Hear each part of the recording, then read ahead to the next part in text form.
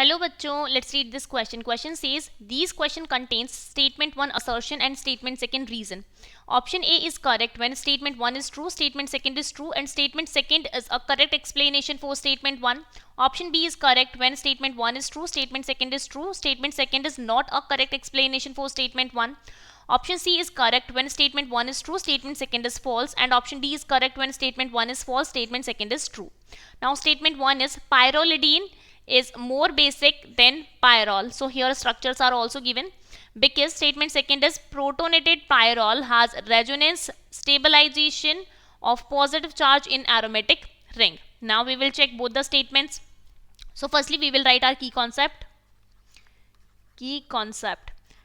तो देखिए हमारा फर्स्ट क्वेश्चन बेसिसिटी की बात करें तो फर्स्टली हम लिखेंगे बेसिसिटी क्या होता है. Basicity is we can say in simple word basicity is availability of lone pairs to donate. Availability of lone pairs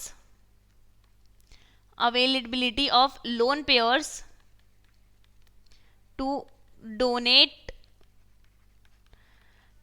That means if lone pairs are available and they can donate their lone pair to other compound, that means the compound is more basic.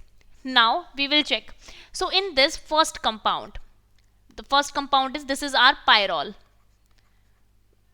Here it is our pyrrole. So pyrrole के अंदर क्या है, देखिए pyrrole के अंदर क्या है, ये लोन पेयर है वो रेजोनेंस में इन्वॉल्व है. अगर ये रेजोनेंस में इन्वॉल्व है तो ये लोन पेयर अवेलेबल नहीं है, नॉट अवेलेबल. अगर ये अवेलेबल ही नहीं है डोनेट होने के लिए तो इसकी बेसिसिटी कम हो जाएगी. जबकि इस पायरोलिडीन के अंदर क्या है, कोई भी रेजोनेंस स्टेबलाइजेशन प्रेजेंट नहीं है तो ये लोन पेयर अवेलेबल है हमेशा और ये डोनेट हो सकता है. That means this is our more basic compound.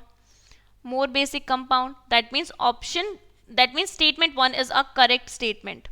अभी हम सेकंड स्टेटमेंट देखते हैं. सेकंड स्टेटमेंट बोल रहा है कि प्रोटोनेटेड पायरोल. सो प्रोटोनेटेड पायरोल देखिए कैसा होएगा.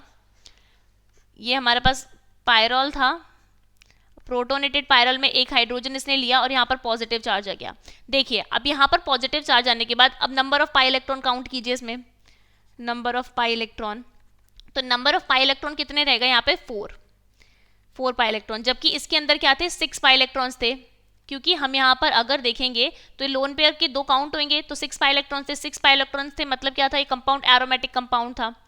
6 पाई इलेक्ट्रॉन का मतलब क्या है, ये कंपाउंड हमारा एरोमेटिक है, एरोमेटिक कंपाउंड है. अब ये कंपाउंड हमारा एरोमेटिक नहीं रहा, मतलब loss of aromaticity.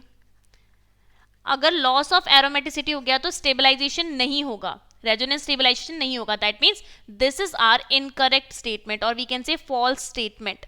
So we can see that statement 1 is correct and statement 2 is incorrect. Hence option C is the correct choice for this question. Hope you understood it well. All the best and thank you.